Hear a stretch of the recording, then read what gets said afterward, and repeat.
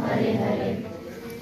हरी हरी बोल भगवान। जय श्री कृष्ण। आप सभी का गोलोक एक्सप्रेस की पूरी टीम की तरफ से आप सभी का स्वागत है। और राधा रानी की कृपा से हेलो, आप अभी वृंदावन में हो। कहाँ से आए हो आप सब? चंबा। शिव भूमि चंबा से आए हो, कृष्णा नगरी में आए हो। अभी आप सब यहाँ पे दर्शन करेंगे, फ्रेश हो जाओ।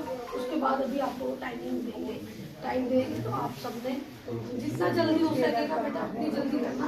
स्लो मत करना। अगर स्लो करोगे तो आपके मंदिर छूटेंगे, है ना। थोड़ा फास्ट रेडी होना। ब्रेकफास्ट निकल करके आप लोगों ने निकलना है, ठीक है। तो एक बार जोर से राधा रानी की जय करते हैं। बरसाने वाली राधा रानी की जय। वृंदावन धाम की जय। काशी कोस वृंदावन धाम की जय। हमारे प्यारे राधा माधव जी की जय। आप सभी का दिल की गहराइयों से बहुत बहुत स्वागत है।